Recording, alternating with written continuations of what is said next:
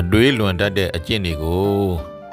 ဘယ်လိုဖြောက်ရမလဲဖေယားဆိုပြီးတော့စာလေးရောက်လာတယ်တတိနဲ့ဖြောက်ပါလို့စာပြန်လိုက်တော့နောက်ထပ်စာပြန်ရေးတယ်ဖြစ်နိုင်ရင်တဲ့ဗီဒီယိုလေးနဲ့ဖြည့်ပေးစီလိုပါတယ်ဖေယားဖုံမျှဝေတဲ့ပူတိုင်းကမှတ်သားစရာတွေနဲ့ကြည်ပဲပါဖေယားအားတိုင်းလဲနာဖြစ်ပါတယ်အားငယ်စေဆိုတဲ့ပို့ရဲ့အောက်မှာ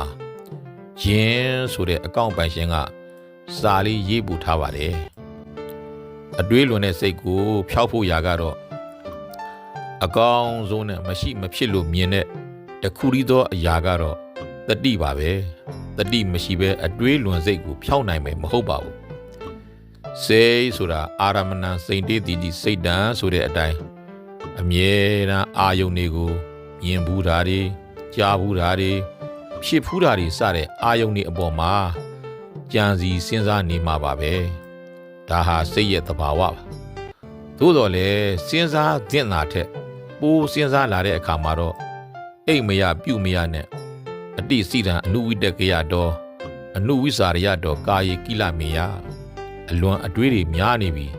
ကြံစီမှုတွေများနေပြီဆိုရင်အိပ်ပြက်စားပြက်နဲ့ကိုပင်မန်းတာတွေဖြစ်လာတတ်တယ်ကာယေကိလင်ကြီးစိတ်တံဥဟင်ကြီးရအဲ့ဒါလို့ကိုပင်မန်းတွေဖြစ်လာပြီဆိုရင်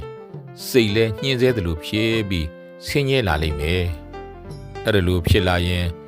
စိတ်ဟာမတည်ငြိမ်တော့ဘူးဆိုပြီးဘုရားဟောထားတာရှိတယ်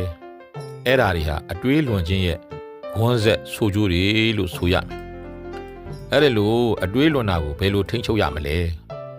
တတိနဲ့ထိန်းချုပ်ရပါမယ်ငါအတွေးတွေလွန်နေတာပဲဆိုပြီးတတိဖြစ်လာဖို့ဟာအရေးအကြီးဆုံးပဲအတွေးလွန်နေတာကိုအတွေးလွန်နေပြီဆိုတဲ့အတိတတိဝမ်းမလာရင်အဲ့ဒီအတွေးလွန်တာဟာဘယ်လိုမှရပ်မှာမဟုတ်ပါဘူးဒါကြောင့်ပထမဆုံးကတော့အတွေးလွန်နေတာကိုသိတဲ့တတိရှိဖို့ဟာနံပါတ်1လို့ဆိုပါတယ်နံပါတ်2ကတော့ဒီအတွေးလွန်မှုဟာငါအတွက်မကောင်းဘူးငါ့ကိုဆင်းရဲစေတာပဲငါအတွက်ဒုက္ခသက်သက်ပဲဖြစ်နေတယ်ဆိုတာကိုသိပါမြင်အောင်လဲကြည့်ပါအတွေးလွန်မှုဟာဒုက္ခမှန်တကယ်သိမြင်လာပြီသိမြင်နေပြီဆိုရင်အဲ့ဒီအတွေးလွန်မှုကိုကိုယ်တိုင်မုန်းလာပါလိမ့်မယ်အတွေးလွန်မှုတွေကိုကိုယ်စိတ်ကตาရနှစ်သက်မနေဖို့ကလည်းဒုတိယလိုအပ်ပါတယ်ဒါကြောင့်အတွေးလွန်မှုဟာငါအတွက်ဆင်းရဲသက်သက်ပဲဘာကောင်းကျိုးမှမရှိဘူးဆိုတာမြင်အောင်ကြည့်ပါအထက်မပြတ်တမ်းကိုကြည့်နေပါ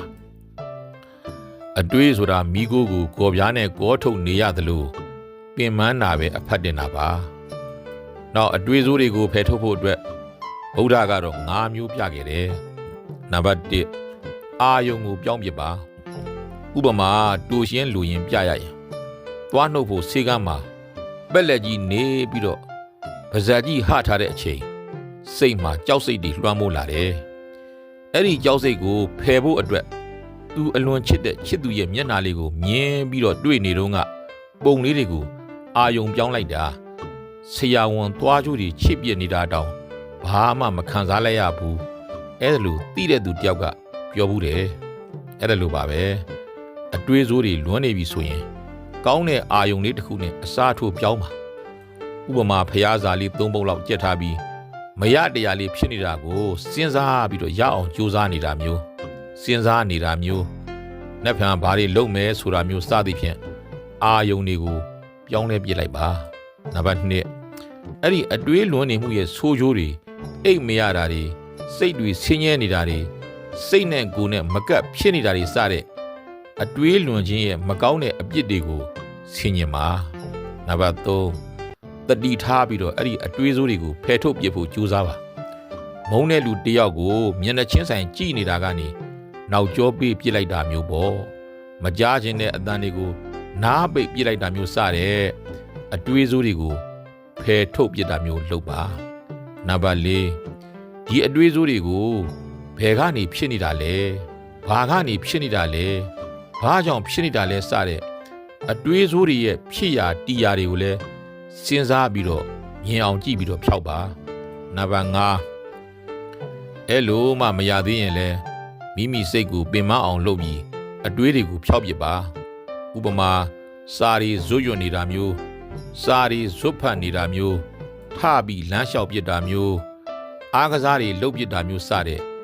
စိတ်ရောလူရောကိုမအားအောင်အဲ့ဒီအတွေးစိုးစီမရောက်အောင်ပင်ပန်းတဲ့အလုပ်တစ်ခုကိုလှုပ်ပစ်ပါလို့ဆိုပါတယ်ဒါကတော့စာပေမှာတွေ့ဘူးတာလေးမှတ်မိသလောက်တူရှင်းလူရင်းပြောပြတာပါနောက်ထပ်ပြောရရင်တော့မိတ်ဆွေတွေနဲ့တိုင်ပင်ပါစကားပြောပါဒီအတွေးတွေကဘာကောင်းကျိုးရှိလို့လဲကိုမေးခွန်းထုတ်ပါအတွေးလွန်ခြင်းကစိတ်ဖိစီးမှုတွေကိုဖြစ်စေပြီးတော့ကျမ်းမာရေးကိုထိခိုက်နိုင်တယ်ပြောရရင်အများကြီးဖြစ်မှာမို့ညီကုန်းချုပ်ပါတော့မယ်တေချာတာကတော့အထက်ပါဗုဒ္ဓစာပေက၅ချက်ကိုလက်တွေ့စမ်းပါ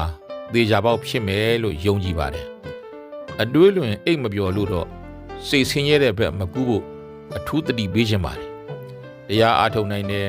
တရားရှုမှတ်နိုင်တယ်ဆိုရင်တော့လေအလွန်ကောင်းပြီးတော့အတွေးလွန်တာတွေထိန်းချုပ်နိုင်ပါတယ်အဲ့ဒီအကြောင်းကိုအဓိကမပြောဖြစ်တာကတော့တရားမထိုင်ခြင်းတဲ့သူဖြစ်နေရင်လဲအခက်အခဲဖြစ်နေမှာဆိုလို့လူတိုင်းနားလေဖြစ်နိုင်မယ်လို့ထင်တဲ့အရာလေးကိုပြောပြခြင်းသာဖြစ်ပါတယ်အားလုံးအတွေးလွန်ခြင်းများကိုဖယ်ရှားနိုင်သူများဖြစ်ကြပါစေ